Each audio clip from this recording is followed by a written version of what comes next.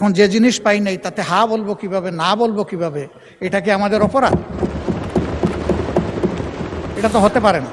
Problem হওয়ার কারণে আমরা অনেকে অনেক কথা শুনি নাই, আপনারও কথাগুলো আমরা শুনতে পারি নাই ভালো করে।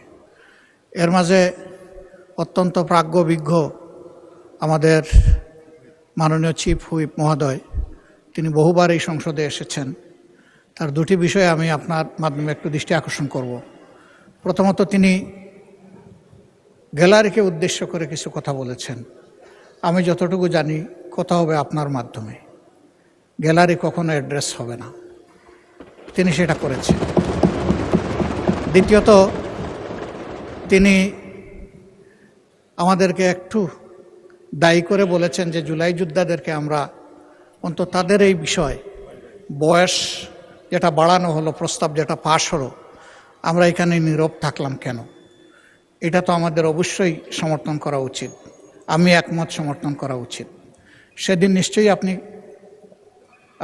স্মরণে থাকবে যে যখন এই বিষয়গুলো আলোচনার প্রসঙ্গে এসেছিল, তখন বলেছিলাম যে আমাদের সামনে যে রিপোর্টটা এসেছে, এই রিপোর্টে কোনো মূল টেক্সট নাই। আমরা অনুরোধ করেছিলাম মূল টেক্সটটা থাকবে আর পাশে তার সমাধান অথবা প্রস্তাবনা থাকবে। আপনি একমত হয়েছিলেন। তারা বলেছিলেন 12 লক্ষ টাকা সেভ করার জন্য এটা না দিয়ে ওয়েবসাইটে আছে।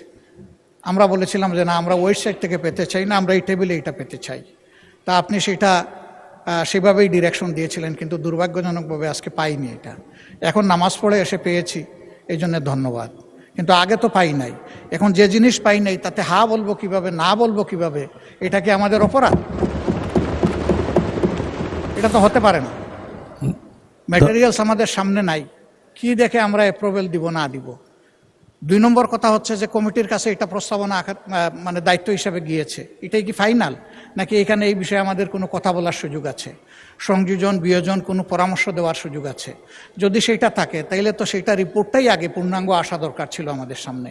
এই রিপোর্ট আলোচনা হওয়ার পরে যদি বিল আকারে আসতো, কাজটা সহজ হয়ে যেত এবং হয়তো বা এত জটিলতা হতো না।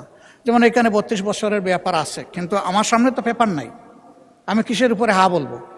আমাকে হা বলতে হলে তো ডেফিনেট ম্যাটেরিয়ালস থাকতে হবে আমার সামনে।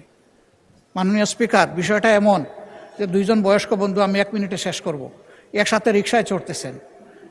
তো বয়সে যিনি ছোট, উনি বলতেছেন ভাই আপনি তো আমার চাইতে বয়সে বড়, কিন্তু দেখতেছি যে আপনার ফিজিক্যাল এবিলিটি, স্টেমিনা আমার চেয়ে অনেক বেশি। কেমনে বুঝলা? বলে যে আমি তো এখন আমার নিজের উরুতে হাত রেখেছি, ভালো করে চেতনা পাচ্ছি না। তো বড়জন হাসতে হাসতে বলতেছে হাত তো রেখেছো আমার উরুতে, নিজেরটাই রাখো, তাহলে চেতনা পাবা। ধন্যবাদ মাননীয় স্পিকার। ধন্যবাদ বিরোধী দলের নেতা।